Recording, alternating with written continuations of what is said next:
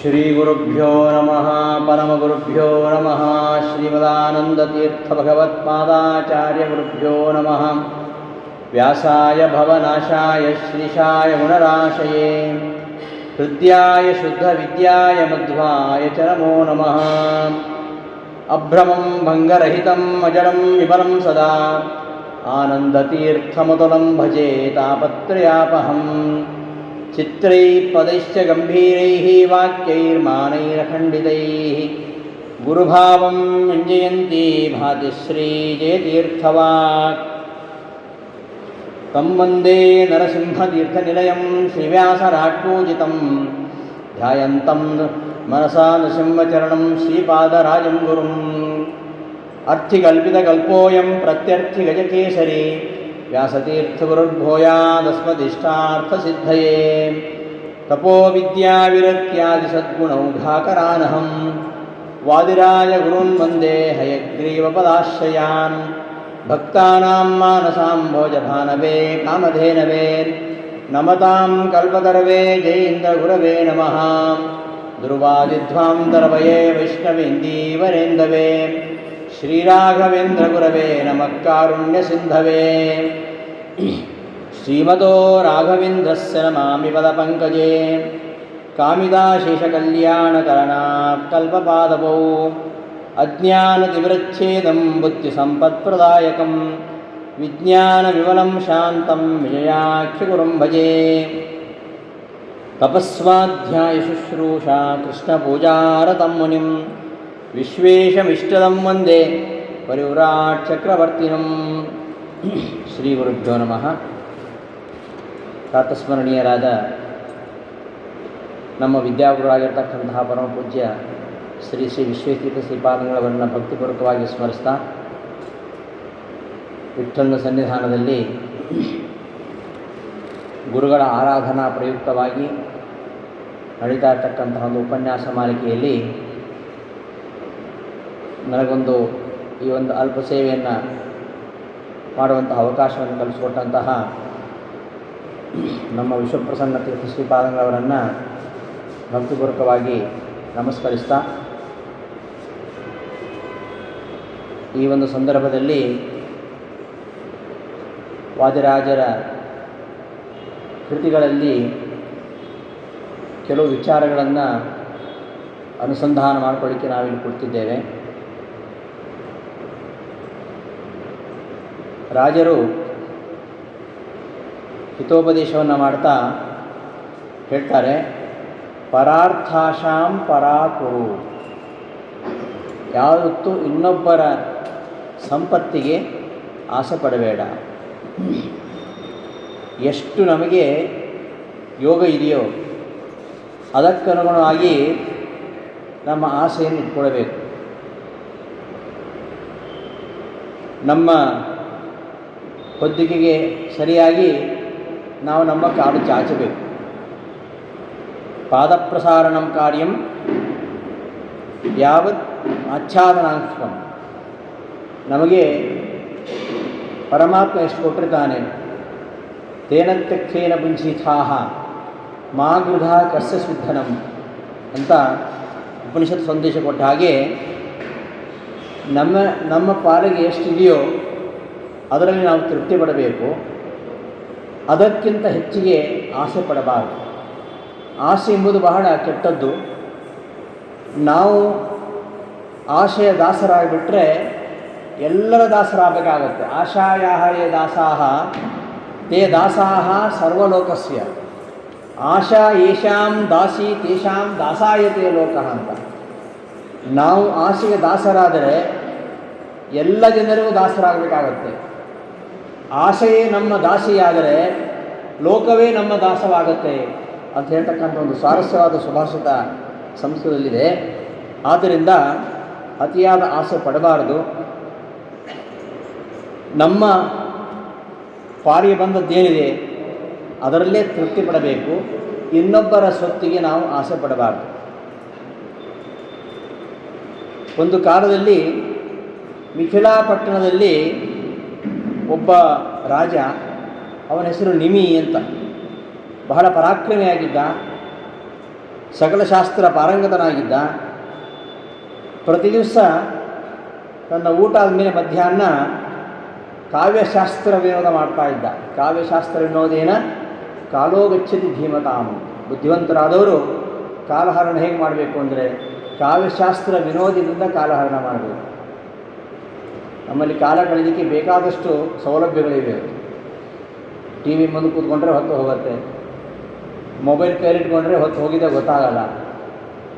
ಆದರೆ ಕಾವ್ಯಶಾಸ್ತ್ರ ವಿನೋದದಿಂದ ಕಾಲ ಕಳಿಬೇಕು ಅಂತ ಹೇಳ್ತಾರೆ.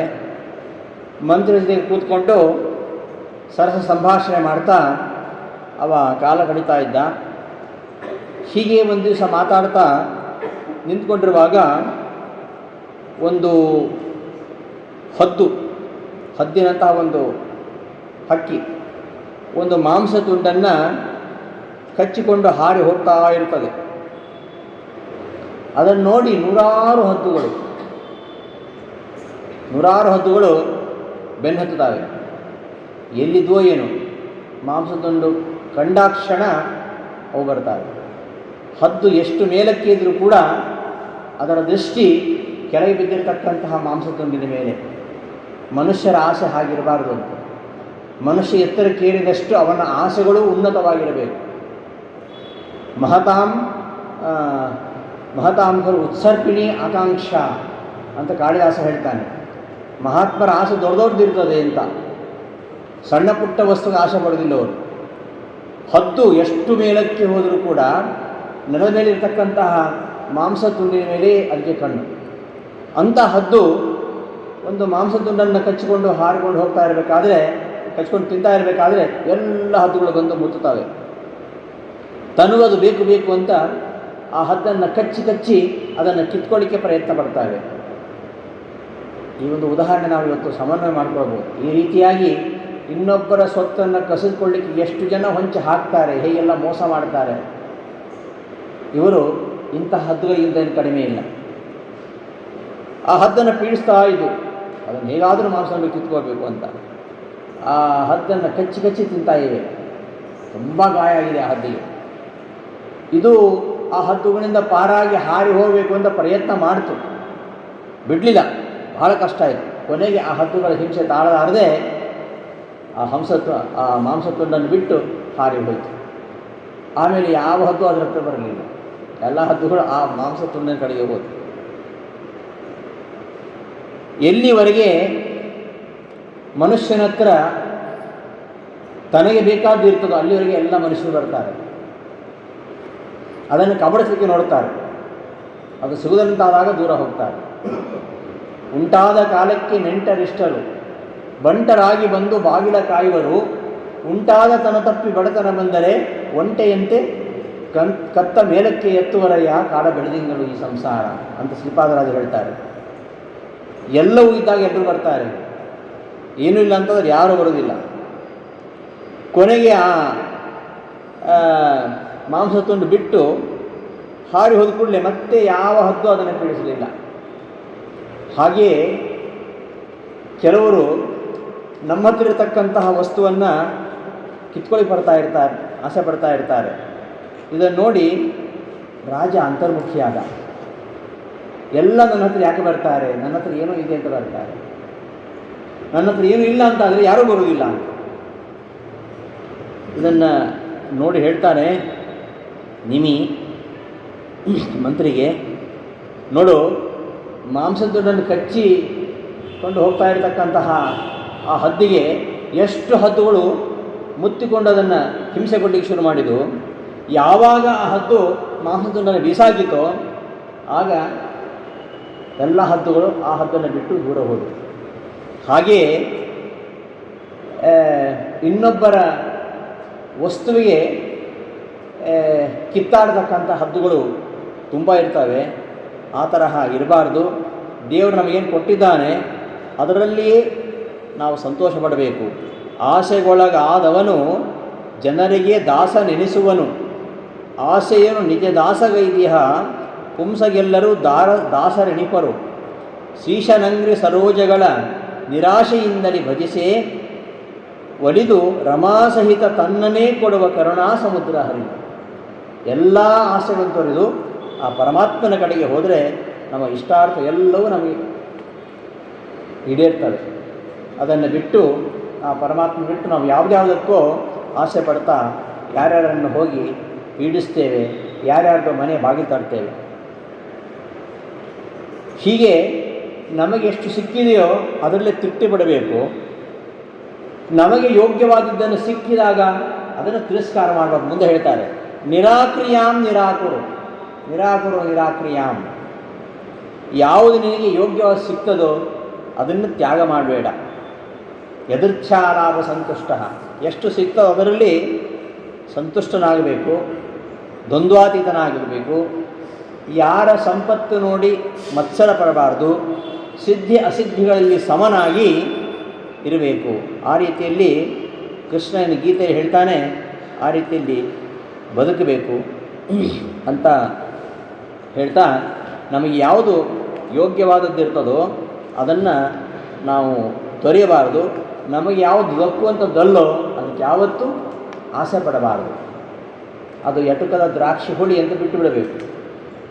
ಪ್ರಾಂಶುಲಭ್ಯೆ ಫಲೇ ಮೋಹಾತ್ ಉದ್ಬಾಹುರಿಹ ವಾಮನಃ. ಕಾಳಿದಾಸ ಬಹಳ ಸ್ವಾರಸ್ಯವಾಗಿ ಹೇಳ್ತಾನೆ. ಬಹಳ ಕುಳ್ಳ ವ್ಯಕ್ತಿ, ತುಂಬ ಎತ್ತರದಲ್ಲಿ ಹಣ್ಣಿದೆ, ಎಷ್ಟು ಹಾಡ್ತಾನೆ, ಎಷ್ಟು ಹಾಡಿದ್ರೂ ಸಿಗುವುದಿಲ್ಲ. ಅವನಿಗೆ ಎಟುಕುವಂಥದ್ದಲ್ಲ, ಕೊನೆಗೆ ಎಟುಕದ ದ್ರಾಕ್ಷಿ ಹುಳಿ ಅಂತ ಬಿಟ್ಟುಬಿಡ್ತಾನೆ.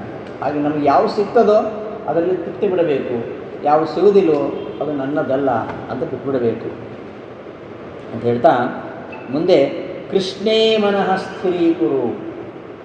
ಕೃಷ್ಣನಲ್ಲಿ ಯಾವತ್ತೂ ಮನಸ್ಸನ್ನು ಸ್ಥಿರವಾಗಿ ಇಟ್ಟುಕೋ. ಇದನ್ನು ಇನ್ನೊಂದು ಕಡೆ ಹೇಳ್ತಾರೆ, ಹೇ ಚಿತ್ತ ಚಿಂತಯಸ್ವೇಹ ವಾಸುದೇವ ಮಹರ್ನಿಶಂ. ಚಿಂತಾಖಂಡನ ಸ್ತೋತ್ರ ಅಂತ ಬರೆದಿದೆ, ಅದರಲ್ಲಿ ಹೇಳ್ತಾರೆ ವಾದಿರಾಜರು. ಹೇ ಚಿತ್ತ ಅಲ್ಲ, ಇದು ಇದರ ಶ್ಲೋಕ, ಕೃಷ್ಣಾಮೃತ ಮಹಾರಾಣವದ್ದಿದೆ. ಹೇ ಚಿತ್ತ ಚಿಂತಯಸ್ವೇಹ ವಾಸುದೇವ ಮಹರ್ನಿಶಂ ನೂನಂ ಯಶ್ಚಿಂತಿತ ಪುಂಸಾಂ ಹಂತಿ ಸಂಸಾರ ಬಂಧನಂ. ಕೃಷ್ಣನನ್ನು ಚಿಂತನೆ ಮಾಡಿದರೆ ಸಂಸಾರ ಬಂಧನವನ್ನೇ ಅವನು ನಾಶ ಮಾಡ್ತಾನೆ. ಹಗಲು ರಾತ್ರಿ ಆ ವಾಸುದೇವನನ್ನು ಚಿಂತಿಸು, ಅವನ ಸ್ಮರಣೆ ಮಾಡ್ತಾ ಇದ್ದರೆ ನಿನ್ನ ಸಂಸಾರದ ಬಂಧನ ಪರಮಾತ್ಮ ನಾಶ ಮಾಡ್ತಾನೆ ಅಂತ ಹೇಳ್ತಾರೆ. ಪರಮಾತ್ಮನಲ್ಲಿ ಮನಸ್ಸಿಟ್ಟಂತಹ ಯೋಗಿಗಳನ್ನು ನೋಡಿ ಹೇಗಿರ್ತಾರೆ. ಅದಕ್ಕೆ ಭಾಗವತದಲ್ಲಿ ಒಂದು ವಿಚಾರ ಬರುತ್ತೆ. ಈ ಜಾನಶ್ರುತಿ ಪೌತ್ರಾಯಣ ಅಂಥೇಳಿ ಅವನೊಬ್ಬ ರಾಜ, ತುಂಬ ಧರ್ಮಶೀಲನಾಗಿದ್ದ, ದಾನಶೀಲನಾಗಿದ್ದ. ಎಲ್ಲ ಕಡೆಯಲ್ಲಿ ಕೂಡ ಜನರಿಗೆ ಎಲ್ಲ ಸೌಕರ್ಯ ಮಾಡಿದ್ದ. ನಿತ್ಯ ಎಲ್ಲರಿಗೂ ಬಿಸಿ ಊಟ, ಭೋಜನ ಸೌಕರ್ಯವನ್ನು ಮಾಡಿದ್ದ. ಅನೇಕ ಭೋಜನ ಛತ್ರಗಳನ್ನು, ಭೋಜನ ಶಾಲೆಗಳನ್ನು ನಿರ್ಮಾಣ ಮಾಡಿ ಎಲ್ಲರೂ ಹಸುವಿಂದ ಬಳಲಬಾರದು ಅಂತ ಆ ವ್ಯವಸ್ಥೆ ಮಾಡಿದ್ದ. ಇಂತಹ ರಾಜ ಒಮ್ಮೆ ಪ್ರಾಸಾದದ ಮೇಲೆ ಮಲಗಿದ್ದಂತೆ, ಉಪ್ಪರಿಗೆ ಮೇಲೆ ಮಲ್ಕೊಂಡಿದ್ದ. ಆಗ ಮೇಲಿನಿಂದ ಹಂಸ ಪಕ್ಷಿಗಳು, ದೇವಹಂಸ ಪಕ್ಷಿಗಳು ಹಾರಿ ಹೋಗ್ತಾ ಇದ್ವು. ಒಂದು ಹಂಸ ಇನ್ನೊಂದು ಹಂಸವನ್ನು ನೋಡಿ ಹೇಳ್ತಂತೆ, ಆ ಕಡೆ ಹೋಗಬೇಡ ನೀನು, ಅಲ್ಲಿ ಜಾನಶ್ರುತಿ ಮಲಗಿದ್ದಾನೆ, ಅವನ ಮೇಲೆ ಹಾದು ಹೋಗಬೇಡ. ಯಾಕೆಂದರೆ ಅವನ ದೇಹದಿಂದ ಒಂದು ಕಾಂತಿ ಹೊಮ್ತಾ ಇರ್ತದೆ, ಒಂದು ಜ್ಯೋತಿ ಸುತ್ತಲೂ ಹರಡುತ್ತದೆ. ಹಾಗಾಗಿ ಅದೇನಾದರೂ ನಿನಗೆ ತಟ್ಟಿದರೆ ನೀನು ಸುಟ್ಟು ಭಸ್ಮ ಆಗಿಬಿಡ್ತೀಯ. ಆದ್ದರಿಂದ ನೀನು ಆ ಪ್ರದೇಶದ ಮೇಲೆ ಹಾರಬೇಡ ಅಂತ ಎಚ್ಚರಿಸ್ತಂತೆ ಒಂದು ಹಂಸ. ಇನ್ನೊಂದು ಹಂಸ ಹೇಳ್ತಂತೆ, ಇವನೇನು ಬ್ರೈಕ್ವನ ಮುಂದೆ ಇವನೇನಲ್ಲ.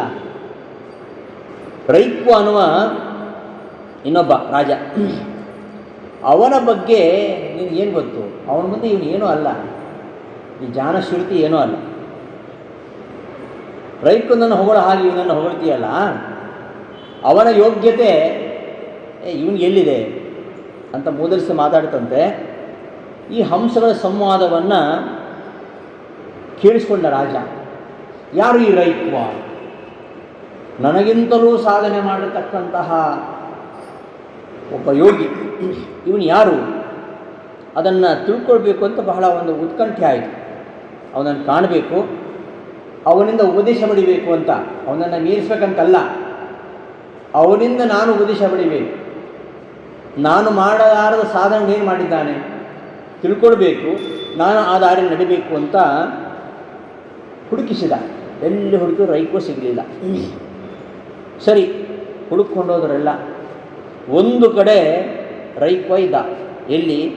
ಒಂದು ಎತ್ತಿನ ಗಾಡಿ ನಿಂತಿದೆ, ಅದರ ಕೆಳಗೆ ಇವ ಕುಳ್ಕೊಂಡಿದ್ದ, ಕಜ್ಜಿ ತುರಿಸ್ತಾ ಕುಳ್ಕೊಂಡಿದ್ದಾನೆ ರೈಕ್ವ, ಅವಧೂತ.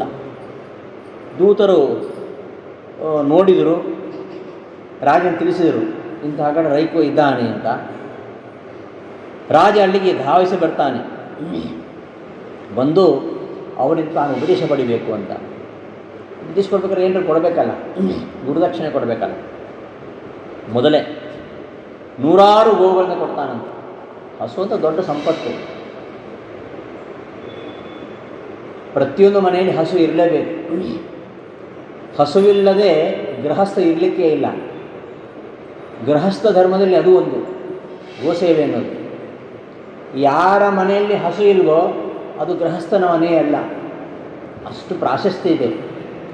ಅಂತಹ ಹಸುಗಳು ದೊಡ್ಡ ಸಂಪತ್ತು. ಆ ಕಾಲದಲ್ಲಿ 100 ಗೋವುಗಳನ್ನು, ಬಂಗಾರದ ನಾಣ್ಯಗಳನ್ನು, ವಾಹನಗಳನ್ನು ಗುರುದಕ್ಷಿಣೆಯಾಗಿ ಸಮರ್ಪಣೆ ಮಾಡಿ ನನಗೆ ಉಪದೇಶ ಮಾಡು, ಜ್ಞಾನೋಪದೇಶ ಮಾಡು ಅಂತ ಪ್ರಾರ್ಥನೆ ಮಾಡ್ತಾನಂತೆ. ಆಗ ಅವ ಹೇಳ್ತಾನಂತೆ, ಈ ಕಾಣಿಕೆಯೆಲ್ಲ ನಿನಗೇ ಇರಲಿ, ನನಗೆ ಬೇಡ, ಇದರ ಅಗತ್ಯ ನನಗಿಲ್ಲ, ನನಗೆ ಯಾವ ಸಂಪತ್ತು ಬೇಡ. ನಿಮ್ಮ ಭಾಗ್ಯ ದೊಡ್ಡದೋ ನಮ್ಮ ಭಾಗ್ಯ ದೊಡ್ಡದು ಅಂತ ಕೇಳ್ತಾರೆ ಪುರಂದರದಾಸರು. ತಮ್ಮಲ್ಲಿದ್ದಂಥ ಒಂದು ಭಾಗ್ಯವನ್ನೆಲ್ಲ ದಾನ ಮಾಡಿ ಶ್ರೀಮಂತರಿಗೆ ಸವಾಲು ಹಾಕ್ತಾರೆ, ನಿಮ್ಮ ಭಾಗ್ಯ ದೊಡ್ಡದೋ ನನ್ನ ಭಾಗ್ಯ ದೊಡ್ಡದೋ ಅಂತ. ಅಂತಹ ದೊಡ್ಡ ಭಾಗ್ಯ ಸಂಪತ್ತು ಪುರಂದರದಾಸ ಬಳಿಯಲ್ಲಿದೆ, ಪುರಂದರ ವಿಠಲ. ಅದರ ಅವಶ್ಯಕತೆ ನನಗಿಲ್ಲ, ಅದೇನು ಬೇಕಾಗಿಲ್ಲ ಅಂತ. ಅದಕ್ಕೆ ಆ ಹಂಸಗಳು ಮಾಡಿದ ಅವಮಾನದಿಂದ ನನಗೆ ತುಂಬ ಬೇಸರ ಆಗಿದೆ, ಅದಕ್ಕೆ ಬಂದಿದ್ದೇನೆ. ನಿನ್ನಿಂದ ನಾನು ಕಲಿಯುವಂಥದ್ದು ತುಂಬ ಇದೆ ಅಂತ ಅವ ಹೇಳ್ಕೊಳ್ಬೇಕು. ಹೇಳ್ಕೊಳ್ಳೋ ಮೊದಲೇ ಅವ ಹೇಳ್ತಾನೆ, ರೈಕ್ವ ನೀನು ಈ ಕಾರಣಕ್ಕೆ ಬಂದಿದ್ದೀಯಲ್ವ, ನೀನು ಮಲಗಿದ್ದಾಗ ಹಂಸ ಪಕ್ಷಕ್ಕೆ ಅವಮಾನ ಮಾಡಿದವಲ್ಲ, ಅದಕ್ಕೋಸ್ಕರ ನೀನು ಬಂದಿದೆಯಲ್ಲ ಅಂತ ಶೂದ್ರ ಅಂತ ಸಂಬೋಧನೆ ಮಾಡ್ತಾನೆ. ಶೂದ್ರ ಅಂತ ಬರ್ತದೆ ಯಾವುದು, ಶೂದ್ರ ಅಂತ. ಶೂದ್ರ ಅಂದರೆ ಶೂದ್ರ ಜಾತಿ ಅಲ್ಲ ಅಂದರೆ ದುಃಖದಿಂದ ಬಂದಿದ್ದೀಯಾ, ಶೋಕದಿಂದ ಬಂದಿದ್ದೀಯಾ ನೀನು ಅಂತ ಹೇಳ್ತಾನೆ. ಅವನಿಗೆ ಅನ್ನಿಸ್ತು ರಾಜನಿಗೆ, ಓ ನಾನು ಕೊಟ್ಟದ್ದು ಕಡಿಮೆ ಆಯಿತೇನು, 100 ಗೋವುಗಳು, ನಾಣ್ಯ ಎಲ್ಲ ಕಡಿಮೆ ಆಯ್ತು ಕಾಣುತ್ತೆ, ಇನ್ನೂ ಸ್ವಲ್ಪ ಹೆಚ್ಚು ಧನವನ್ನು ಎಕ್ಸ್ಪೆಕ್ಟ್ ಮಾಡ್ತಾ ಇದ್ದಾನೆ ಅಂತ ಕಾಣುತ್ತೆ ರೈಕ್ವ ಅಂಥೇಳಿ ತಪ್ಪಾಗಿರಿಸ್ಕೊಂಡ್ಬಿಟ್ಟ. ಆದರೆ ಇನ್ನೂ ಹೆಚ್ಚು ಸಂಪತ್ತನ್ನು ಇವನು ಸಮರ್ಪಣೆ ಮಾಡಲಿಕ್ಕೆ ಹೊರಡ್ತಾನೆ. ರೈಕ್ವ ಇದನ್ನು ನೋಡಿ, ಈ ನಿನ್ನ ಸಂಪತ್ತು ಇದು ಯಾವ ಕಾಣಿಕೆ ನನಗೆ ಬೇಡ, ಈ ಸಂಪತ್ತುಗಳು ಜ್ಞಾನವನ್ನು ಪಡೆಯುವ ಸಾಧನ ಅಲ್ಲ, ಹಣದಿಂದ ವಿದ್ಯೆಯನ್ನು ಕೊಂಡುಕೊಳ್ಳಕ್ಕೆ ಆಗುವಂಥದ್ದಲ್ಲ. ಆದರೂ ನಿನ್ನ ಪ್ರಾರ್ಥನೆ ಬಹಳ ಕಳಕಳಿಯಿಂದ ನೀನು ಪ್ರಾರ್ಥನೆ ಮಾಡ್ತಾ ಇದ್ದೀಯಾ, ಆದ್ದರಿಂದ ನಿನ್ನ ಗ್ರಾಮದಲ್ಲಿ ಸ್ವಲ್ಪ ಸಮಯ ತಾತ್ಕಾಲಿಕವಾಗಿದ್ದು ನಿನಗೆ ವಿದ್ಯೆ ಉಪದೇಶ ಮಾಡ್ತೇನೆ ಅಂಥೇಳಿ ಅವನಿಗೆ ವಿದ್ಯೋಪದೇಶ ಮಾಡ್ತಾನೆ. ಜ್ಞಾನಿಗಳು ಹಾಗಿರ್ತಾರೆ, ಅವ್ರಿಗೆ ಯಾವುದು ಬೇಡ, ಪರಮಾತ್ಮನೊಬ್ಬನೇ, ಇನ್ಯಾವುದು ಬೇಡ ಅವರಿಗೆ. ಅವನಿಗೆ ಉಪದೇಶ ಮಾಡ್ತಾನೆ. ಹೀಗೆ ಭಗವಂತನಲ್ಲಿ ಮನಸ್ಸನ್ನು ನಿಲ್ಲಿಸಬೇಕು, ಉಳಿದೆಲ್ಲವೂ ಗೌಣ, ಯಾವುದು ಬೇಡ. ಜಲಜನಾಭನ ಮೂರ್ತಿ ಮನದಲ್ಲಿ ನೆಲೆಗೊಳಿಸಿ ನಿಶ್ಚಲ ಸುಭಗತಿಯಲ್ಲಿ ಚಳಿ ಬಿಸಿಲು ಮಳೆ ಗಾಳಿಗಳ ನಿಂದಿಸದೆ ನಿತ್ಯದಲ್ಲಿ ನೆಲದಲಿಸಿಹ ಗಂಧವೇ ಸುಗಂಧವು ಜಲವೇ ರಸ ರೂಪವೇ ಸುದೀಪವು ಎಲ್ಲರೂ ಚಾಮರ ಶಬ್ದ ವಾದ್ಯಗಳ ಅರ್ಪಿಸಲು ಒಲಿವಾ ಅಂತ ದಾಸರು ಹೇಳ್ತಾರೆ. ಆ ರೀತಿಯಲ್ಲಿ ಭಗವಂತನಲ್ಲಿ ಮನಸ್ಸನ್ನು ಇಡಬೇಕು ಅಂತ ಹೇಳ್ತಾರೆ. ಈ ಸಂಸಾರ ಸಾಗರವನ್ನು ದಾಟಬೇಕಾದ್ರೆ ತತ್ವದಂಚ ತರೀಕುರು ಅಂತ ಹೇಳ್ತಾರೆ. ಇದನ್ನು ದಾಟತಕ್ಕಂತಹ ಸಾಧನ ಯಾವುದು ಅಂದರೆ ಅದು ತತ್ಪದಂ, ಆ ಭಗವಂತನ ಪಾದಗಳು. ಆ ಭಗವಂತನ ಪಾದವೆಂಬ ದೋಣಿಯನ್ನು ಏರಿಕೊಂಡು ಈ ಸಂಸಾರ ಸಮುದ್ರವನ್ನು ದಾಟು ಅಂತ ಹೇಳ್ತಾ, ಲೋಕದಲ್ಲಿ ಹೊಗಳಿಕೆ ತೆಗಳಿಕೆ ಸಾಮಾನ್ಯ. ಸುಮ್ಮನೆ ಹೊಗಳ್ತಾರೆ, ಹೊಗಳೋ ಉದ್ದೇಶ ಇರಲ್ಲ, ಏನು ಕೆಲಸ ಆಗಬೇಕಾಗಿರುತ್ತೆ ಹೊಗಳ್ತಾರೆ. ಇನ್ನು ತೆಗಳೋದಂತೂ ಸಾಮಾನ್ಯ ಆಗಿಬಿಟ್ಟಿದೆ. ಇನ್ನೊಬ್ಬರನ್ನು ನಿಂದನೆ ಮಾಡಿದ್ರೆ ಇವರಿಗೆ ಸಮಾಧಾನವೇ ಇರಲ್ಲ. ಹೊಗಳಿಗೆ ತೆಗಳಿಕೆ ಇದ್ದೇ ಇರುತ್ತೆ. ಅದಕ್ಕೆ ಯಾವತ್ತೂ ಸ್ಪಂದಿಸಬಾರದು ಅಂತ. ಮಾನಾಪಮಾನಯೋ ತುಲ್ಯ, ಮಾನ ಅವಮಾನಗಳನ್ನು ಸಮಾನವಾಗಿ ಸ್ವೀಕರಿಸಬೇಕು ಅಂತ. ಭಾಳ ಕಷ್ಟ ಇದೆ. ನಮಗೆ ಯಾರೋ ಏನೋ ಹೇಳಿದ್ರೆ ಬೇಜಾರಾಗ್ಬಿಡುತ್ತೆ ನಮಗೆ. ನಾವು ಆ ಹಂತಕ್ಕೆ ಹೋಗಿಲ್ಲ, ಹೋಗೋದು ಬಹಳ ಸಮಯ ಬೇಕಾಗುತ್ತೆ, ಅಥವಾ ಹೋಗ್ತೀವಲ್ಲ ಗೊತ್ತಿಲ್ಲ. ಸ್ತುತಿನಿಂದಾದೀನ್ ಧಿಕ್ಕುರು, ಧಿಕ್ಕುರು ಸ್ತುತಿನಿಂದಾದೀನ್. ಹೊಗಳಿಕೆಗೆ ತೆಗಳಿಕೆಗೆ ನೀನು ಸ್ಪಂದಿಸಬೇಡ. ಸನ್ಮಾನ ಅವಮಾನಗಳನ್ನು ಲೆಕ್ಕಿಸಬೇಡ. ಸನ್ಮಾನ ಮಾಡ್ತಾರೆ ಅಂದರೆ ಬಹಳ ನಾವು ಸಂಭ್ರಮಿಸ್ತೇವೆ, ಫೋಟೋ ತೆಗೆಸ್ಕೊಳ್ತೇವೆ, ಅದನ್ನು ಫೇಸ್ಬುಕ್ಕಲ್ಲಿ ಹಾಕ್ತೇವೆ, ವ್ಯೂಸ್ ಬರ್ತದೆ, ಕಮೆಂಟ್ಸ್ ಬರ್ತದೆ, ಅದನ್ನು ಇನ್ಸ್ಟಾಗ್ರಾಮಲ್ಲಿ ಹಾಕ್ತೇವೆ, ಸ್ಟೇಟಸಲ್ಲಿ ಹಾಕ್ತೇವೆ, ನನ್ನ ಸನ್ಮಾನ ಆಯಿತು ಅಂತ. ಸನ್ಮಾನ ಯಾವತ್ತೂ ಮಾಡಿಸ್ಕೊಳ್ಬಾರ್ದು ಅಂತ. ಸನ್ಮಾನ ಯಾಕೆ ಮಾಡ್ತಾರೆ? ಸುಮ್ಮನೆ ಮಾಡಲ್ಲ, ಏನೋ ಸಾಧನೆ ಮಾಡಿದ್ದಕ್ಕೆ ಮಾಡ್ತಾರೆ. ಆ ಸಾಧನೆ ಎಲ್ಲ ನಾಶವಾಗುತ್ತೆ ಅಂತ ಸನ್ಮಾನ ಮಾಡಿಸ್ಕೊಂಡ್ರೆ. ಇದನ್ನು ಮಹಾಭಾರತದಲ್ಲಿ ಸನತ್ ಸುಜಾತಿಯರು ಹೇಳ್ತಾರೆ. ಸನತ್ ಸುಜಾತಿಯರು ಧೃತರಾಷ್ಟ್ರರಿಗೆ ಉಪದೇಶ ಮಾಡ್ತಕ್ಕಂಥ ಸಂದರ್ಭದಲ್ಲಿ ತಪಸ್ಸಿನ ಬಗ್ಗೆ ಎಲ್ಲ ಕೇಳಿದಾಗ ಸನತ್ ಕುಮಾರ್ ಹೇಳ್ತಾರೆ, ಯಾವತ್ತು ಸನ್ಮಾನ ಮಾಡಿಸ್ಕೊಳ್ಬೇಡ, ನಿನ್ನ ತಪಸ್ಸು ನಾಶವಾಗತ್ತೆ.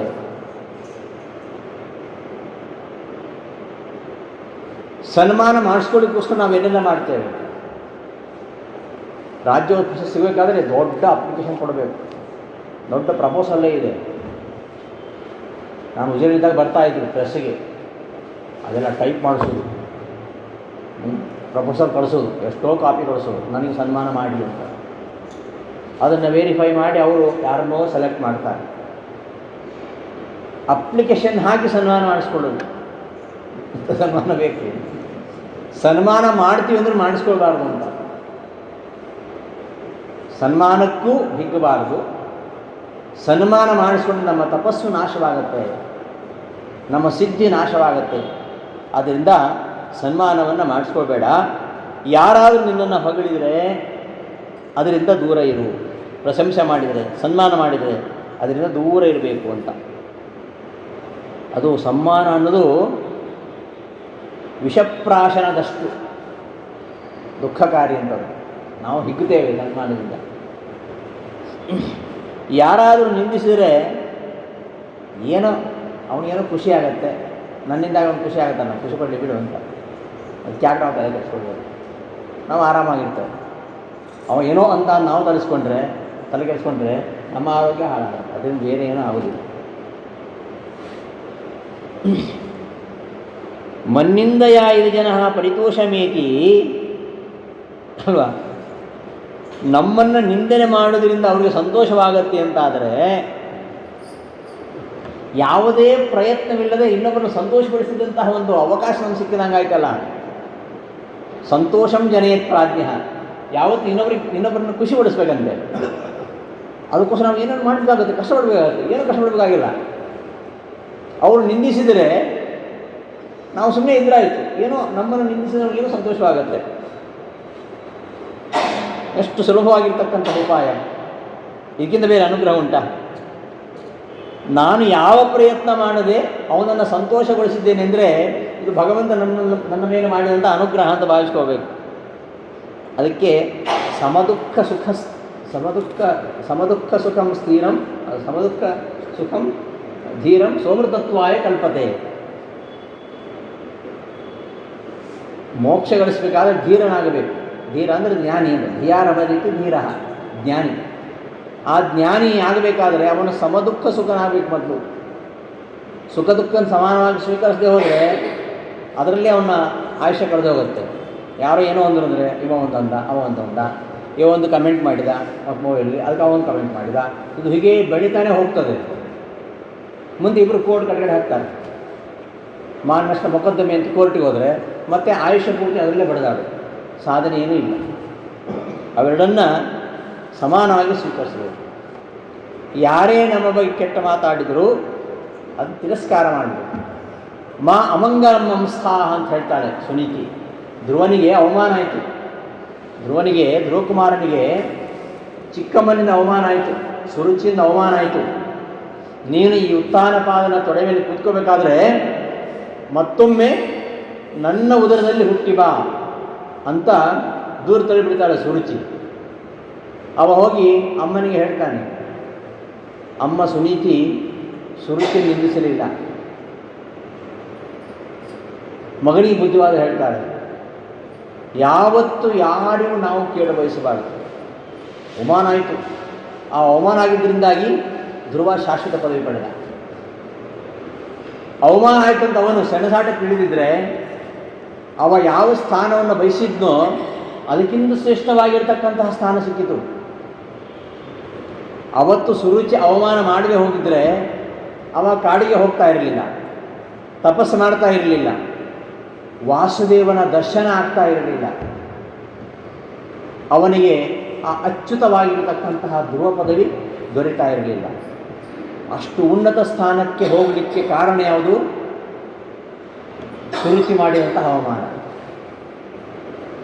ಆದ್ದರಿಂದ ತನ್ನ ಚಿಕ್ಕಮ್ಮ ನಿಂದನೆ ಮಾಡಿದರೂ ಕೂಡ ಧ್ರುವ ಅದನ್ನು ಯಾವುದನ್ನು ಲೆಕ್ಕಿಸದೆ 5 ವರ್ಷದ ಬಾಲಕ ಕಾಡಿಗೆ ಹೋದ, ತಪಸ್ಸು ಮಾಡಿದ. ನಾರದರು ಬಂದರು, ಬ್ರೈನ್ ವಾಶ್ ಮಾಡಿದರು, ಕೇಳಲಿಲ್ಲ. ಕೊನೆಗೆ ಉಪದೇಶ ಮಾಡಿದರು, ತಪಸ್ಸು ಮಾಡಿದ. 5 ವರ್ಷದ ಬಾಲಕ ಅಂತ ಘೋರವಾದ ತಪಸ್ಸು ಮಾಡಿದ, ಪರಮಾತ್ಮನ ಮೆಚ್ಚಿಸಿದ. ಅಂತಹ ಪರಮಾತ್ಮನಿಂದ ಅವನಿಗೆ ಶಾಶ್ವತವಾಗಿರತಕ್ಕಂತಹ ಪದವಿ ಸಿಕ್ಕಿತು.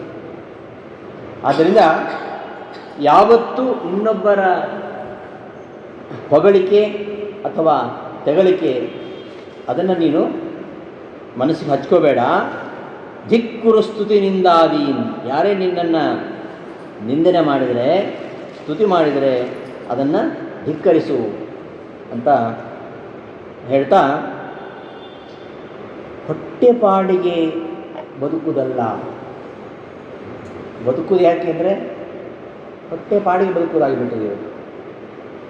ನಮ್ಮ ಜೀವನ ಅಷ್ಟಕ್ಕೆ, ಇಷ್ಟೇ ನಮ್ಮ ಜೀವನವೇ.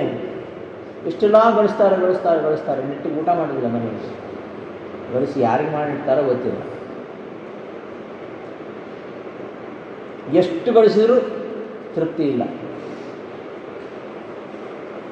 ಯಾವುದನ್ನು ಯಾರೂ ತಗೊಂಡೋಗಲ್ಲ.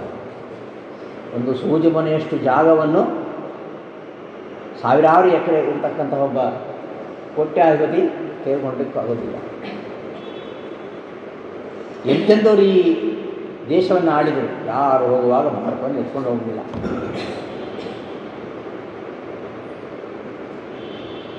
ಅಲ್ವಾ? ಬರಿಗೈಯಲ್ಲೇ ಹೋಗೋದು. ಇದ್ದಾಗ ಎಷ್ಟು ನಾವು ಗಳಿಸಬೇಕು ಅಂದರೆ, ಉದರ ಪೂರಣಂ ನೆಕ್ಕುರು ಅಂತ ಹೇಳ್ತಾರೆ. ನೆಕ್ಕುರು ಅಂದರೆ ತಿರಸ್ಕಾರ ಮಾಡು. ಯಾವುದನ್ನು? ಉದರಂಬರಣ.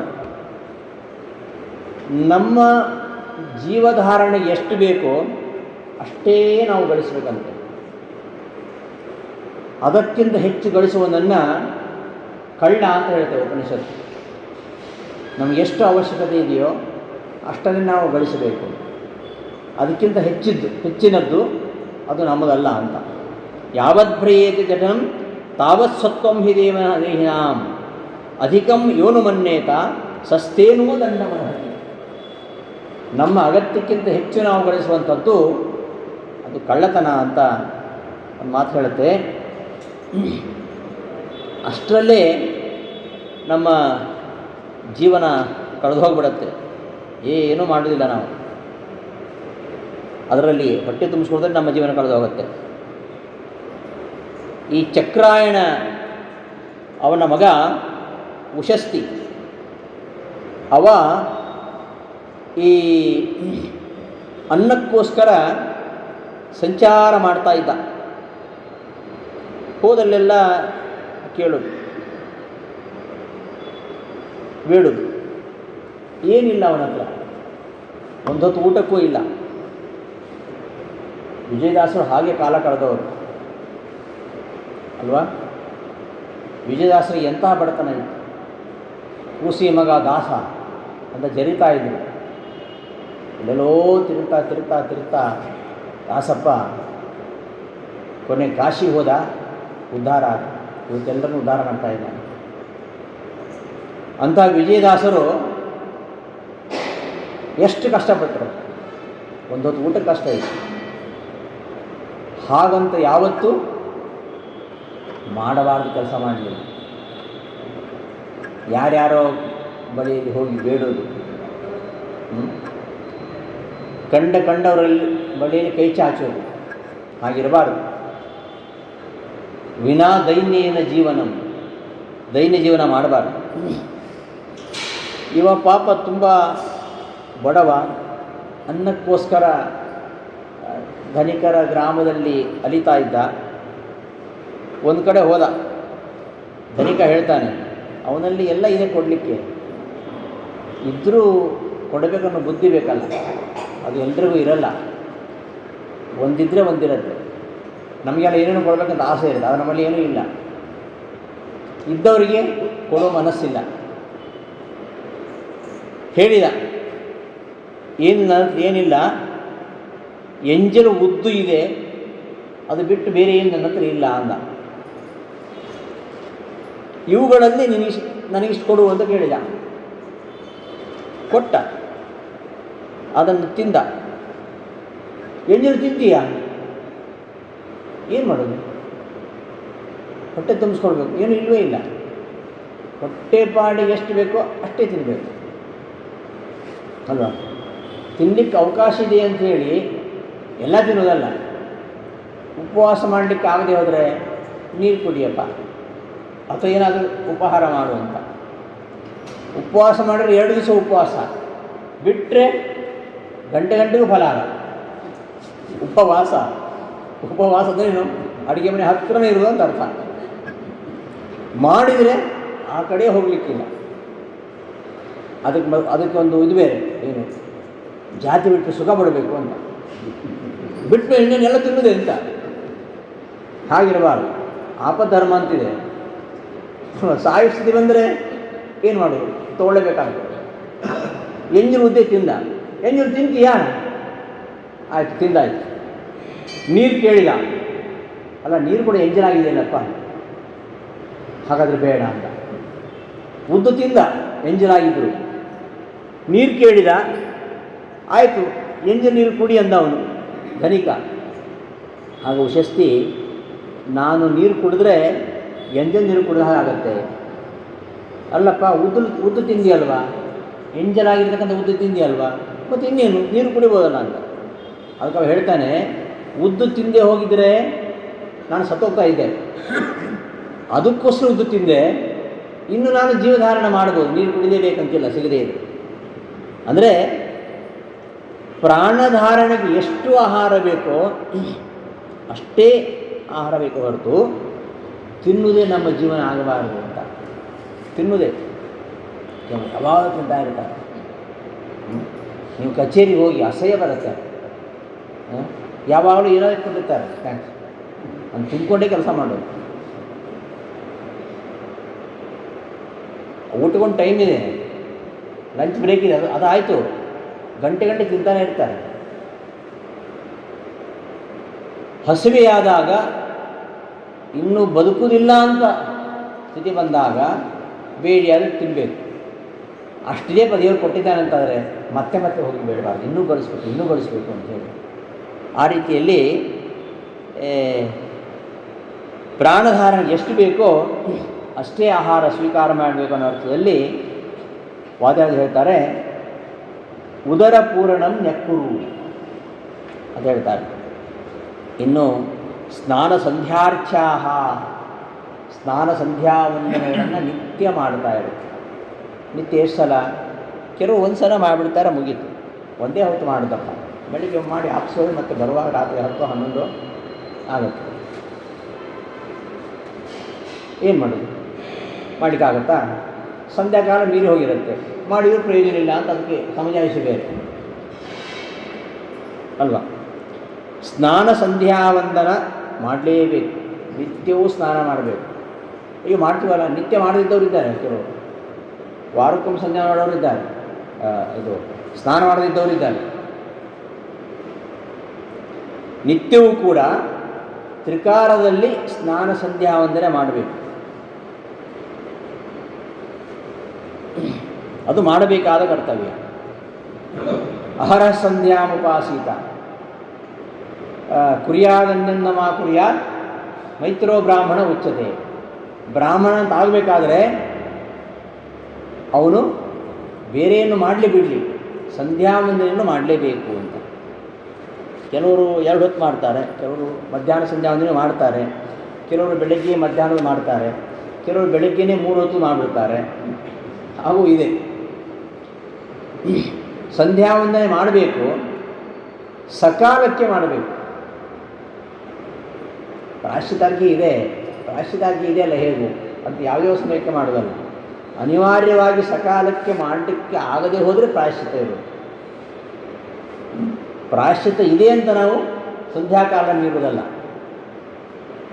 ಸಂಧ್ಯಾಕಾಲ ಅಂದರೆ ಈಗ ಸೂರ್ಯೋದಯ ಆದಮೇಲೆ 48 ನಿಮಿಷ ತನಕ ಮಾಡ್ಬೋದು, ಆಮೇಲೆ ಮಾಡಲಿಕ್ಕಿಲ್ಲಂತೆ. ಅಷ್ಟೊಳಗೆ ಪ್ರಾತಃ ಕಾಲ ಸಂಧ್ಯಾವಂದನೆ ಆಗಬೇಕು. ನಕ್ಷತ್ರವಿದ್ದಾಗ ಮಾಡೋದು ತುಂಬ ಶ್ರೇಷ್ಠ ಅಂತೆ. ನಾವು 8 ಗಂಟೆಗೆ ಮಾಡ್ತೀವಿ, 9 ಗಂಟೆಗೆ ಮಾಡ್ತೀವಿ. 8 ಗಂಟೆಗೆ ಮಾಡುವ ಸ್ನಾನ ರಾಕ್ಷಸ ಸ್ನಾನ ಅಂತ ಹೇಳ್ತಾರೆ. ಆಮೇಲೆ ಮಾಡುವ ಸ್ನಾನ ಮಡಿ ಹೋಟೆಲ್ ಅಂತ 8 ಗಂಟೆಗೆ ಸ್ನಾನ ಮಾಡಿದ್ವಿ. ಸಾಯಂಕಾಲ ಸಂಧ್ಯಾವಂದನ ಹಾಗೆ ಸೂರ್ಯಾಸ್ತ ಆಗೋದೊಳಗೆ ಮಾಡಬೇಕು. ಸೂರ್ಯಾಸ್ತ ಆಗಿ 48 ನಿಮಿಷದೊಳಗೆ ಮಾಡ್ಬೋದು ಅಂತ ಹೇಳ್ತಾರೆ. ಅದಕ್ಕೆ ಪ್ರಮಾಣ ಆಚಾರ್ಯ ಹೇಳ್ತಾರೆ. ಆಗಿದೆ. ಸಕಾಲಕ್ಕೆ ಸಂಧ್ಯಾವಂದನೆ ಮಾಡಿದರೆ ಅವನೇ ನಿಜವಾದ ಬ್ರಾಹ್ಮಣ ಅಂತ. ಈ ಒಬ್ಬ ರಾಜನಿಗೆ, ತುಂಬ ಧಾರ್ಮಿಕ ರಾಜ, ಸಾತ್ವಿಕ, ಅವನ ರಾಜ್ಯದಲ್ಲಿ ಎಲ್ಲ ಪ್ರಜೆಗಳು ಸಂತೋಷವಾಗಿದ್ದರು. ಆ ರಾಜನಿಗೆ ಒಂದು ದೋಷ, 7ನೇ ಶನಿ ಕಾಟ, ಸಪ್ತಮ ಶನಿ ಕಾಟ. ರಾಜ್ಯಭಾರ ಮಾಡಲಿಕ್ಕೆ ಕಷ್ಟ ಆಯಿತು. ಎಲ್ಲ ಬ್ರಾಹ್ಮಣರನ್ನು ಕಳಿಸಿದ. ನನಗೆ ಸಾತಿ ತುಂಬ ಕಷ್ಟ ಆಗ್ತಾಯಿದೆ, ನನಗೇನೋ ಬಹಳ ಸಂಕಷ್ಟ ಆಗಿದೆ, ಇದಕ್ಕೇನು ಪ್ರಾಯಶ್ಚಿತ್ತ, ಏನು ಮಾಡಬೇಕು ಹೇಳಿ. ಅದಕ್ಕೆ ಬ್ರಾಹ್ಮಣರು ಹೇಳಿದರು, ಅದು ಬ್ರಾಹ್ಮಣರು ಹೇಳೋದು ಹಾಗೆ, ಅವ್ರವ್ರು ಇದು ನೋಡಿ ಹೇಳ್ತಾರೆ, ಅವ್ರವ್ರ ಯೋಗ್ಯತೆ ನೋಡಿ ಹೇಳ್ಬೇಕಲ್ಲ, ಅದು ಸಾಧ್ಯ ಇದ್ದವ್ರು ಮಾಡ್ತಾರೆ ಅಲ್ವಾ. ಭಾಳ ಕಷ್ಟ ಇದ್ದವನಿಗೆ ದೊಡ್ಡ ನೀವು ಹೋಮ ಮಾಡಿಸಂದ್ರೆ ಅವನಿಗೆ ಹೇಗೆ ಮಾಡಿಸ್ಬೇಕು? ಇವ ಶ್ರೀಮಂತ, ನಿನ್ನಷ್ಟೇ ಎತ್ತರದ ಶನಿ ವಿಗ್ರಹವನ್ನು ಮಾಡಿಸು. ಯಾವುದು? ಬಂಗಾರದ್ದು. ನಿನ್ನಷ್ಟೇ ಎತ್ತರದ ಬಂಗಾರದ ಶನಿ ವಿಗ್ರಹ ಮಾಡಿಸು. ಅದರೊಳಗೆ ಟೊಳ್ಳಿರಬೇಕು, ಅದರೊಳಗೆ ವಜ್ರ ಮುತ್ತುಗಳನ್ನು ತುಂಬಬೇಕು. ಅಂತಹ ಒಂದು ಶನಿದೇವರ ವಿಗ್ರಹ ಮಾಡಿಸು. ಅದಕ್ಕೊಳ್ಳೆ ಬಂಗಾರದ ಕಿರೀಟ ಮತ್ತು ಬೇರೆ ಮೇಲೆ ಬಂಗಾರದ ಆಭರಣಗಳು, ಕೈಯಲ್ಲಿ ಚಿನ್ನದ ಕತ್ತಿ, ಅದೆಲ್ಲ ಇರಬೇಕು. ಆ ರೀತಿಯಲ್ಲಿ ಒಂದು ಪ್ರತಿಮೆಯನ್ನು ಯಾಗಮಂಟಪದಲ್ಲಿಟ್ಟು ಪೂಜೆ ಮಾಡಬೇಕು ಅಂತ ಹೇಳಿದರು ಬ್ರಾಹ್ಮಣರು. ಹಾಗೆ ನಾನಾ ವೈಷ್ಣವ ಯಾಗಗಳಾದವು, ಶನಿದೇವರ ಪ್ರತಿಮೆ ಸ್ಥಾಪನೆ ಆಯಿತು, ಎಲ್ಲ ಕಾರ್ಯಕ್ರಮ ಅದು. ಅದನ್ನು ದಾನ ಕೊಡಬೇಕು. ಯಾರಿಗೆ ದಾನ ಕೊಡೋದು? ಇಳುವುದಿಲ್ಲದನ್ನು ಯಾವ ಬ್ಯಾಂಕಲ್ಲಿ ಇಟ್ಕೊಳಿಕ್ಕಾಗಲ್ಲ. ಅದನ್ನು ಬ್ಯಾಂಕಲ್ಲಿ ಅಡ್ಡೋಡೋ ಲಾಕರೇ ಇಲ್ಲ, ಮನೇಲಿ ಇಟ್ಕೊಳ್ಳೋದು ಸೇಫ್ ಅಲ್ಲ. ಅಂಥ ವಸ್ತುವನ್ನು ಯಾವ ಪ್ರಜೆಗಳು ತಮ್ಮ ಮನೇಲಿ ಇಟ್ಕೊಳ್ಳಬಾರ್ದು. ಅದು ಸರ್ಕಾರಕ್ಕೆ ಸೇರುವ ವಸ್ತು ಆಗಿಬಿಡ್ತದೆ. ಇವತ್ತು IT ಅವರು ಬಂದೇ ಬಿಡ್ತಾರೆ, ಅಕ್ಕಪಕ್ಕದ ಮನೆಯವರು ಸುಮ್ಮನೆ ಇರ್ತಾರಾ? ಅವರೇ ಕರೆಸ್ತಾರೆ IT ಅವ್ರಿಗೆ ಫೋನ್ ಮಾಡಿ. ಸರಿ, ದಾನ ಕೊಡಬೇಕು. ಯಾರಿಗೆ ದಾನ ಕೊಡಬೇಕು? ಸತ್ಪಾತ್ರರು. ದಾನ ಯಾರ್ಯಾರು ಕೊಡೋದಲ್ಲ, ಸತ್ಪಾತ್ರ ಕೊಡಬೇಕು. ದಾನಂ ಧ್ರುವಂ ಫಲತಿ ಪಾತ್ರಗುಣಾನುಕೂಲ್ಯ. ದೇಶೇ ಕಾಲೇ ಚ ಪಾತ್ರೇ ಚ ತದ್ದಾನಂ ಸಾತ್ವಿಕಂ ಸ್ಮೃತಂ ಅಂತ ಕೃಷ್ಣ ಹೇಳ್ತಾನೆ ಭಗವದ್ಗೀತೆಯ 18ನೇ ಅಧ್ಯಾಯದಲ್ಲಿ. ಸತ್ಪಾತ್ರರಿಗೆ ದೇಶ ಕಾಲ ನೋಡಿಕೊಡಬೇಕು, ಅವ್ರಿಗದು ಉಪಯೋಗ ಆಗಬೇಕು. ನಾವು ನಮ್ಗೆ ಹೇಗೂ ಉಪಯೋಗಕ್ಕಿಲ್ಲ, ತೊಗೊಂಡು ಹೋಗಿ ಅಂತ ನಮಗವ್ರು ಹೇಳಿದರು. ನನ್ನ ಅಜ್ಜ ಮಾಡಿದ ಪುಸ್ತಕ ನಮಗಂತೂ ನಾವು ಓದೋ ಆಚಾರ್ಯ ತೊಗೊಂಡು ಹೋಗಿ ಅಂತ. ತನಗೆ ಬೇಡ ಅಂತ ಕೊಡೋದು, ನಮಗೆ ಬೇಕು ಅಂತ ಕೊಡೋದಲ್ಲ. ಸತ್ಪಾತ್ರರಿಗೆ ಕೊಡಬೇಕು, ಅದರ ಉಪಯೋಗ ಅವ್ರಿಗೆ ಇರಬೇಕು. 2 ಹೊತ್ತು ಊಟಕ್ಕೆ ಗತಿ ಇದ್ದವನಿಗೆ ಆನೆ ದಾನ ಕೊಟ್ಟರೆ ಅವನಿಗೇ ಊಟಕ್ಕೆ ಗತಿ ಇಲ್ಲ, ಆ ಆನೆ ಸಾಕ್ಬೇಕು ಹಂಗೆ ಅವನು ಅಲ್ವಾ? ಬದರಿಯಂತಹ ಊರಲ್ಲಿ ವಾಸ ಮಾಡೋರಿಗೆ AC ಕೊಟ್ಟರೆ ಅವನಿಗೆ ಉಪಯೋಗ ಆಗ್ತದೆ? ಆಗೋದೇ ಇಲ್ಲ. ಅದು ದೇಶ ಕಾಲಗಳನ್ನು ನೋಡಿಕೊಂಡು ಕೊಡಬೇಕು ಸತ್ಪಾತ್ರರಿಗೆ. ಅದನ್ನು ತಗೊಳ್ಳಿಕ್ಕೂ ಯೋಚನೆ ಮಾಡಬೇಕಾಗತ್ತೆ ಅಲ್ವಾ? ದಾನ ದೊಡ್ಡದಿದ್ದರೆ ಅದ್ರ ಜೊತೆ ಪಾಪವೂ ಜಾಸ್ತಿ ಬರುತ್ತೆ ನಮಗೆ. ಅದಕ್ಕೆ ದಾನ ಜಾಸ್ತಿ ತೊಗೊಳ್ಬಾರ್ದು. ಅಷ್ಟು ಸಾಧನೆ ನಾವು ಮಾಡಿರಬೇಕು. ನಮ್ಮ ಸಾಧನೆ ಏನಿರಲ್ಲ, ಏನು ಅಲ್ಪ ಸ್ವಲ್ಪ ಮಾಡಿರ್ತೀವೋ ಗೊತ್ತಿಲ್ಲ, ಅದು ಗೊತ್ತಾಗಲ್ಲ. ಅದು ಬ್ಲಾಕ್ ಮನಿ ಅಂತ ನಾವು ಹೇಳ್ತಾ ಇದ್ದರು. ನಾವು ಸಂಪಾದಿಸಿದ ಪುಣ್ಯದ ಬ್ಲಾಕ್ ಮನಿ ಇದ್ದ ಹಾಗೆ ಅಂತ. ಅದನ್ನು ಯಾರು ಏನು ಮಾಡಲಿಕ್ಕಾಗಲ್ಲ, ನಾವು ಕದಿಲಿಕ್ಕಾಗಲ್ಲ, ಅದು ಗುಪ್ತದ ನಾವು ಅಲ್ವಾ? ಅದನ್ನು ಯಾರು ದಾನ ತಗೊಳ್ಳೋದು? ಇಂತಹ ಸಾತ್ವಿಕರು, ದೊಡ್ಡ ದೊಡ್ಡ ಸಾಧನೆ ಮಾಡಿದವರು, ಅವರೆಲ್ಲರೂ ಬಂದರಂತೆ. ಬಂದಾಗ ಈ ವಿಗ್ರಹ ತಲೆ ಅಲಾಡಿಸ್ತಂತೆ. ಬೇಡ ಬೇಡ ಬೇಡ, ನೀ ತಗೋಬೇಡ ಅಂತ. ಕತ್ತಿ ಅಲಾಡಿಸೋದಂತೆ ಬೇಡ ಅಂತೇಳಿ, ತಲೆ ಅಲಾಡಿಸೋದಂತೆ. ತುಂಬ ಜನ ಊರಿನ ಎಲ್ಲ ಎಂತೆಂತಹ ಸಾತ್ವಿಕ ಬ್ರಾಹ್ಮಣರಿದ್ದಾರೆ, ಎಲ್ಲ ಬಂದರು. ಯಾರ ಸಾಧನೆ ಏನೂ ಇಲ್ಲ ಅಂತ ಹರಾಜಾಯ್ತು. ಈಗ ಎಲ್ಲ ಡೋಂಗಿ ಅಂತ, ಯಾರಿಗೂ ಏನೂ ಅಂಡರ್ಸ್ಟ್ಯಾಂಡ್ ಇಲ್ಲ ಅಂತ. ಯಾಕೆ? ಶನಿದೇವರು ಒಪ್ತಾ ಇಲ್ಲ ಅದನ್ನು ತಗೊಳ್ಳಿಕ್ಕೆ, ಇದು ಮಾಡಲಿಕ್ಕೆ. ಕೊನೆಗೆ ಸಮಸ್ಯೆ ಆಯಿತು ಇವರಿಗೆ. ಇಷ್ಟು ದೊಡ್ಡ ಯಾಗ ಮಾಡಿ, ಇಷ್ಟು ಎಲ್ಲ ಖರ್ಚು ಮಾಡಿ, ಬಂಗಾರದ ಶನಿ ಪ್ರತಿಮೆಯನ್ನು ನಿರ್ಮಾಣ ಮಾಡಿ, ಇದನ್ನು ದಾನ ಯಾರು ತಗೊಳ್ತಾದರೆ ತನ್ನ ಯಾಗವೇ ಅಪೂರ್ಣ ಆಗಿಬಿಡುತ್ತೆ. ಸರಿ, ರಾಜನಿಗೆ ತಲೆ ಕೆಟ್ಟೋಯ್ತು, ಏನು ಮಾಡೋದು ಅಂತ ಘೋಷಣೆ ಮಾಡಿದ. ಯಾರು ಬೇಕಾದ್ರೂ ತಗೋಬೋದಿಲ್ಲ ಅಂತ. ಕೊನೆಗೆ ಯಾರು ತೊಗೊಂಡದ್ದು, ಯಾರು ಬಂದವರು, ಯಾರೂ ಬರಲಿಲ್ಲ. ಯಾರು ಬಂದವರೆಲ್ಲ ಹೀಗೆ ಆದ್ಕೊಂಡೆ, ಬೇಡಪ್ಪ ಹೋಗೋದೇ ಬೇಡ, ನನ್ನ ಬಂಡವಾಳ ಗೊತ್ತಾಗ್ಬಿಡುತ್ತೆ, ನನ್ನ ಸಾಧನೆ ಅಂತ ಗೊತ್ತಾಗ್ಬಿಡುತ್ತೆ. ತಲೆ ನಡೆಸಿದ್ರೆ ಇವನು ಯೋಗ್ಯನಲ್ಲ ಅಂತ ಸಾಬೀತಾದಂಗಲ್ಲ. ಯಾವ ಬ್ರಾಹ್ಮಣರು ಮುಂದೆ ಬರಲಿಲ್ಲಂತೆ. ಕೊನೆಗೆ ಆ ರಾಜನಿಗೆ ದಿನಾಲು ಸ್ನಾನ ಮಾಡಿಸುವ ಸೇವಕ ಅವ ಬಂದಂತೆ. ಎಲ್ಲರೂ ಹಾಸ್ಯ ಮಾಡಿದ್ರು, ಇನ್ನೇನು ದಾನ ಕೊಡ್ತಾನೆ ಇವನು ಅಪಾತ್ರ, ಅಯೋಗ್ಯ, ಇಷ್ಟು ದೊಡ್ಡ ದಾನ ತಗೊಳ್ಳಿಕ್ಕೆ ಇವನು ಯೋಗ್ಯತೆ ಏನಿದೆ ಅಂತೆಲ್ಲ ಆಡ್ಕೊಂಡ್ರು. ಬಂದ ನಿಂತ್ಕೊಂಡ, ಪ್ರತಿಮೆ ಮಂದಹಾಸ ಬೀರಿ ತಗೋ ತಲೆಯಲ್ಲಿ ಇಳಿಸ್ತಂತೆ. ಎಲ್ಲರಿಗೂ ಆಶ್ಚರ್ಯ.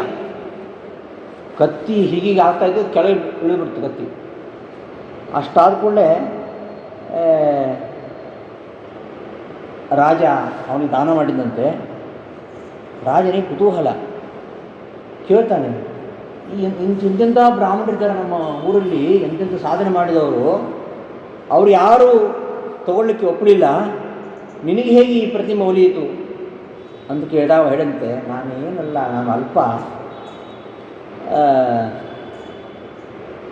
ನಾನೇನೂ ಮಾಡಿಲ್ಲ, ನಾನು ಮಾಡಿದ್ದು ಒಂದೇ, ಪ್ರತಿನಿತ್ಯ 3 ಹೊತ್ತು ತಪ್ಪದೆ ಸಂಧ್ಯಾ ವಂದನೆ ಮಾಡ್ತಾಯಿದ್ದೆ. ಆದ್ದರಿಂದ ಇದನ್ನು ಸ್ವೀಕಾರ ಮಾಡುವ ಅರ್ಹತೆ ಬಂದಿದೆ ಅಂತ ಹೇಳಿದಂತೆ. ಇದರ ತಾತ್ಪರ್ಯ, ಇದು ಸಂಧ್ಯಾ ವಂದನೆ ಬಗ್ಗೆ ಹೇಳೋರು ಈ ಕತೆ ಸಾಮಾನ್ಯ ಹೇಳ್ತಾರೆ, ಗೊತ್ತಿರುತ್ತೆ, ಗೊತ್ತಿದ್ದು ನಾನು ಹೇಳಿದೆ. ಆದ್ದರಿಂದ ಸಂಧ್ಯಾ ವಂದನೆಯನ್ನು ನಿತ್ಯ ತ್ರಿಕಾಲಗಳಲ್ಲಿ ಕೂಡ ಮಾಡಬೇಕು. ಸ್ನಾನ ಸಂಧ್ಯಾರ್ಚ್ಯಾಹ ತ್ರಿಕುರು. ಸ್ನಾನವನ್ನು ವಿಧಾನ ಮಾಡಬೇಕಾ? ಎಲ್ಲರೂ ಸ್ನಾನ ಮಾಡೇ ಮಾಡ್ತಾರಲ್ಲ. ಎಲ್ಲ ಜಾತಿಯವರು ಧರ್ಮಾಧರ್ಮ ಪರಿಜ್ಞಾನ ಇಲ್ಲದವ್ರು ನಿತ್ಯ ಸ್ನಾನ ಮಾಡ್ತಾರೆ. ಕೆಲವಂತೂ ಗಂಟೆ ಇಟ್ಟು ಸ್ನಾನ ಮಾಡ್ತಾರೆ. ಅದನ್ನು ವಿಧಾನ ಮಾಡುವಂಥದ್ದು ಏನಿದೆ, ಅದೆಲ್ಲ ಸ್ನಾನ ಅಲ್ಲದು. ಸ್ನಾನಕ್ಕೊಂದು ಕ್ರಮ ಇದೆ, ಸ್ನಾನ ಹೇಗೆ ಮಾಡಬೇಕು ಅಂತ. ಆ ಥರ ಸ್ನಾನ ಮಾಡಬೇಕು, ಸುಮ್ಮನೆ ನೀರು ಹೊಯ್ಕೊಡೋದಲ್ಲ ಅದು. ಅದು ಗಜಸ್ನಾನ ಆಗ್ತದೆ ಅಲ್ವಾ. ಸ್ನಾನದ ಮಂತ್ರಗಳನ್ನೆಲ್ಲ ಹೇಳಿಕೊಂಡು ಅರ್ಘ್ಯ ಕೊಟ್ಟು ತರ್ಪಣ ಕೊಟ್ಟು ಮಾಡುವಂತಹ ಆ ಸ್ನಾನದ ಕ್ರಮ, ಅದನ್ನು ನಿತ್ಯ ಮಾಡಬೇಕು ಅಂತ ಹೇಳ್ತಾರೆ. ಸ್ನಾನ, ಸಂಧ್ಯಾವಂದನೆ ಮತ್ತು ಅರ್ಚಾಹ, ದೇವರ ಪೂಜೆ. ಸಾಲಿಗ್ರಾಮ ಪೂಜೆ ಬಗ್ಗೆ ತುಂಬ ಹೇಳ್ತಾರೆ ಕೃಷ್ಣಾಮೃತ ಮಹಾರ್ಣವದಲ್ಲಿ. ಏಕಾದಶಿ ಬಗ್ಗೆ, ಸಾಲಿಗ್ರಾಮದ ಪೂಜೆ ಬಗ್ಗೆ ಕೃಷ್ಣಾಮೃತ ಮಹಾರ್ಣವದಲ್ಲಿ ತುಂಬ ಆಚಾರ್ಯರು ಸಂದೇಶ ಕೊಟ್ಟಿದ್ದಾರೆ. ನಿತ್ಯ ಸಾಲಿಗ್ರಾಮ ಸ್ಪರ್ಶ ಮಾಡಬೇಕು, ನಿತ್ಯ ಸಾಲಿಗ್ರಾಮ ಪೂಜೆ ಮಾಡಬೇಕು. ಅದನ್ನು ನಿತ್ಯ ಮಾಡು, ಪ್ರತಿನಿತ್ಯ 3 ಕಾಲದಲ್ಲಿಯೂ ಪೂಜೆ ಮಾಡಬೇಕು. ಪೂಜೆ ಒಂದೇ ಸಲ ಮಾಡ್ತಾರೆ ಎಲ್ಲರೂ. ಈ ಉಡುಪಿ ಕಡೆಯಲ್ಲಿ ಹಂಗಿಲ್ಲ, ಉಡುಪಿ ಕಡೆ 3 ಹೊತ್ತು ಪೂಜೆ ಮಾಡ್ತಾರೆ. ಈಗ ಘಟ್ಟದ ಮೇಲೆ ಹೆಚ್ಚಿನ ಮನೆಗಳಲ್ಲಿಲ್ಲ, ಬೆಳಗ್ಗೆ ಒಂದೇ ಪೂಜೆ, ಮಧ್ಯಾಹ್ನ ಒಂದೇ ಪೂಜೆ, ರಾತ್ರಿ ಪೂಜೆ ಇಲ್ಲ. ಈ ಉಡುಪಿ ಕಡೆಯಲ್ಲಿ ನೋಡಿ 3 ಹೊತ್ತು ಪೂಜೆ ಮಾಡ್ತಾರೆ. ರಾತ್ರಿ ಕೂಡ ಸ್ನಾನ ಮಾಡಿ ಮತ್ತೆ ಸಾಲಿಗ್ರಾಮ ಪೂಜೆ ಮಾಡ್ತಾರೆ ರಾತ್ರಿ ಕೂಡ ಅಲ್ವಾ. ಸ್ಪರ್ಶ ಮಾಡಲ್ಲ ಕಾಣುತ್ತೆ, ಸ್ಪರ್ಶ ಮಾಡಲ್ಲ, ಅರ್ಚನೆ ಮಾಡ್ತಾರೆ. 3 ಹೊತ್ತು ಪೂಜೆ ಮಾಡ್ತಾರೆ. 3 ಹೊತ್ತಿನಲ್ಲಿಯೂ ಕೂಡ ಬಹುಶಃ ಈ ಸಂದೇಶದಿಂದಲೇ ಅವರು ಅದನ್ನು ಅಳವಡಿಸ್ಕೊಂಡು ಬಂದಿದ್ದಾರೆ ಅನಿಸುತ್ತೆ. ನಾನು ತುಂಬ ಮನೆಗೆ ನೋಡಿದ್ದೇನೆ ದಕ್ಷಿಣ ಕನ್ನಡದಲ್ಲಿ. ಪ್ರತಿ ದಿವಸ 3 ಹೊತ್ತು ಅವರು ಒಂದು ರಾತ್ರಿ ಪೂಜೆಗೆ ಬೇರೆ ಅವರು ಸಾಲಿಗ್ರಾಮನೇ ಇಟ್ಕೊಂಡಿರ್ತಾರೆ, ಮುಟ್ಟುವುದಿಲ್ಲ, ಅದನ್ನು ಪೂಜೆ ಮಾಡ್ತಾರೆ. ಹೀಗೆ ತ್ರಿಕಾಲಗಳಲ್ಲಿ ಸಂಧ್ಯಾವಂದನೆ, ಸ್ನಾನ, ಸಂಧ್ಯಾವಂದನೆ ಮತ್ತು ಪೂಜೆಗಳನ್ನು ತಪ್ಪದೇ ಮಾಡಬೇಕು ಅಂತ ಹೇಳ್ತಾ, ಮತ್ತೆ ಸಿಕ್ಕಿದಲ್ಲಿ ಸಂತುಷ್ಟನಾಗು, ಅದನ್ನು ಮತ್ತೆ ಮತ್ತೆ ಹೇಳ್ತಾರೆ. ಸ್ವಕರೇ ಸ್ಥಿತಂ ಸ್ವೀಕರು. ವಾದಿರಾಜರು ಅವರು ಇತ್ತೀಚಿನವರಲ್ವ, ಹಾಗಾಗಿ ನೋಡ್ತಾ ಇದ್ದೀವಲ್ಲ ನಾವು. ಈಗ ಸ್ವಲ್ಪ ಜಾಸ್ತಿ ಆಗ ಸ್ವಲ್ಪ ಕಡಿಮೆ ಇರ್ತೇವೆ. ಅದನ್ನೆಲ್ಲ ಸಮಾಜದಲ್ಲಿ ಕಂಡವರು, ಸಮಾಜ ತಿದ್ದತಕ್ಕಂಥ ಕೆಲಸ ತುಂಬ ಮಾಡಿದ್ದಾರೆ ಅವರು. ಹಾಗಾಗಿ ಈ ಸಿಕ್ಕಿದ್ರಲ್ಲಿ ಸಂತೃಪ್ತಿ ಪಡದೆ ಆಸೆ ಪಡುವವರು ಆಗಲೂ ಇದ್ದರು. ವಾದಿರಾಜರ ಕಾಲ ಎಷ್ಟು? 1600 ಆಗಲಿಲ್ಲ, 1600, 400 ಚಿಲ್ಲರೆ ವರ್ಷಗಳು ಅಲ್ವಾ.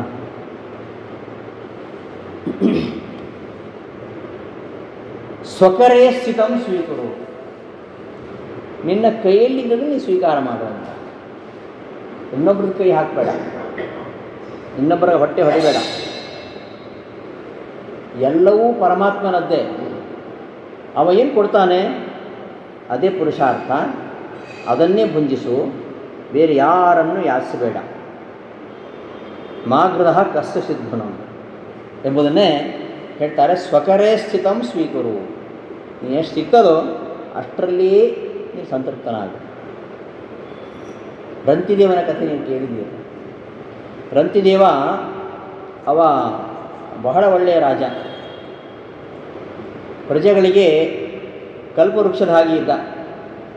ಯಾರೇ ಬರಲಿ ಅವರನ್ನು ಸತ್ಕರಿಸ್ತಾ ಇದ್ದ.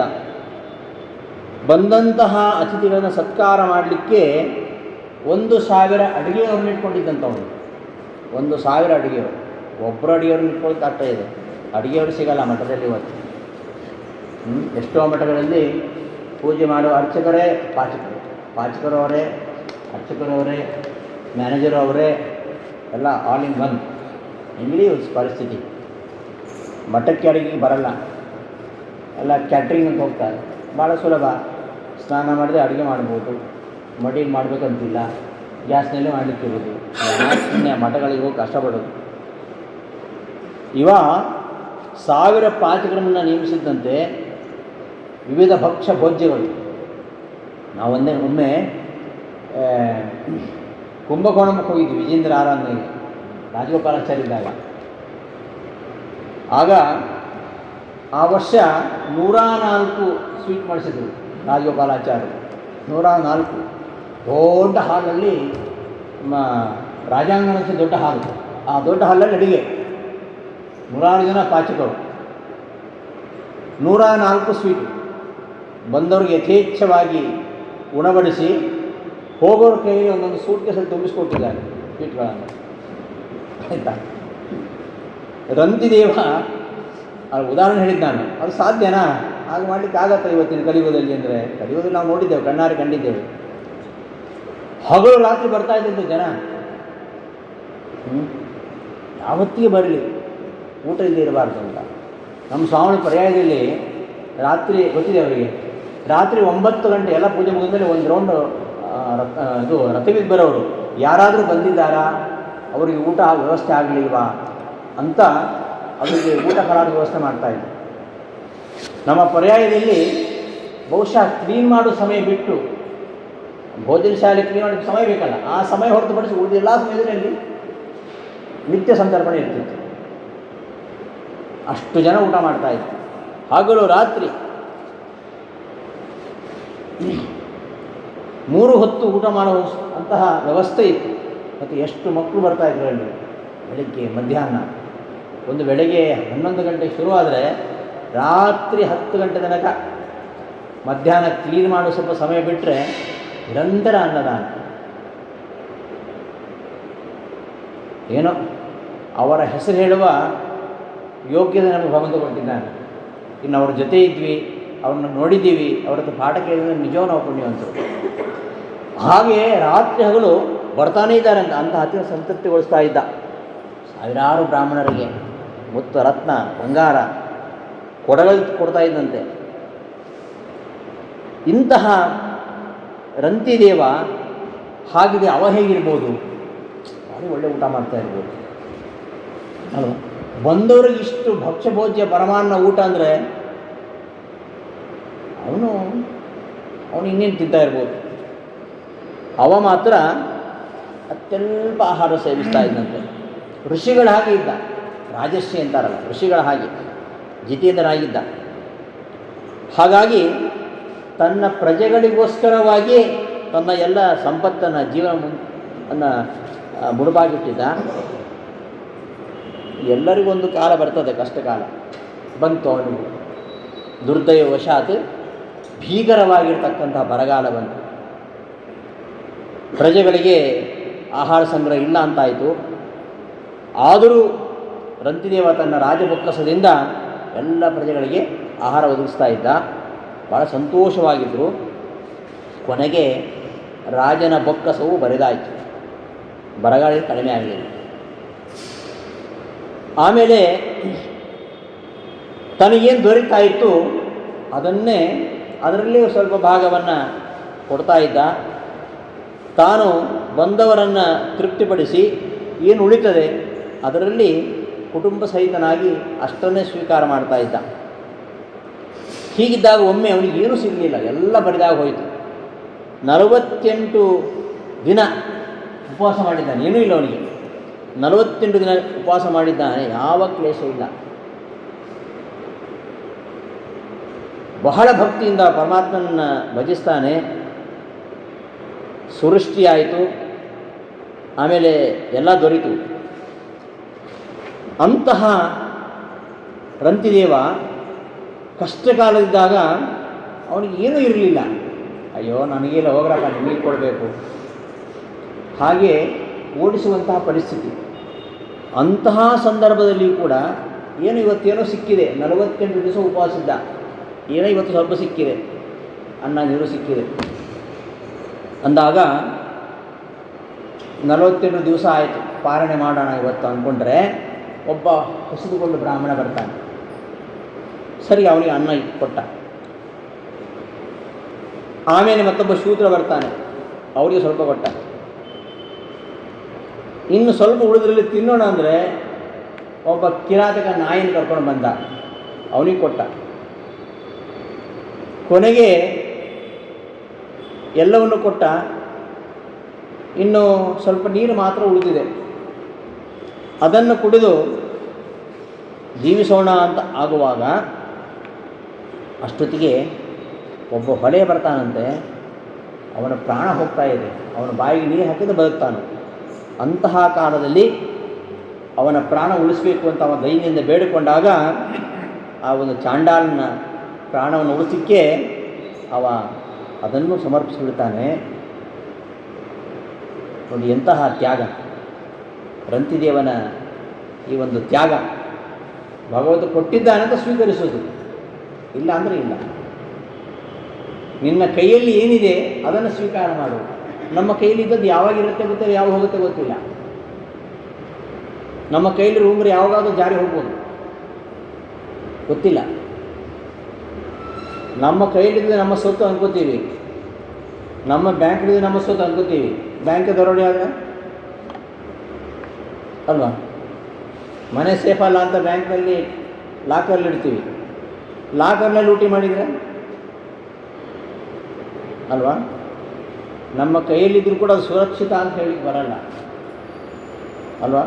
ನಮ್ಮ ಮನೆಯಲ್ಲಿ ಭದ್ರವಾಗಿದ್ದದ್ದು ಅರಕ್ಷಿತ ಆಗ್ಬೋದು, ಬೀದಿಯಲ್ಲಿದ್ದದ್ದು ಸುರಕ್ಷಿತವಾಗಿರಬಹುದು. ಅದು ನಮ್ಮದು ಅಂತ ಯೋಗ ಇದ್ದರೆ ಅದು ನಮ್ಮದು ಯಾವತ್ತು. ಹೀಗೆ ನಿನ್ನ ಕೈಯಲ್ಲಿ ಎಷ್ಟಿದೆಯೋ ಅದನ್ನು ನೀನು ಸ್ವೀಕಾರ ಮಾಡು ಅಂತ ಹೀಗೆಲ್ಲ ಅನೇಕ ಉಪದೇಶವನ್ನು ವಾದಿರಾಜರು ನೀಡ್ತಾರೆ.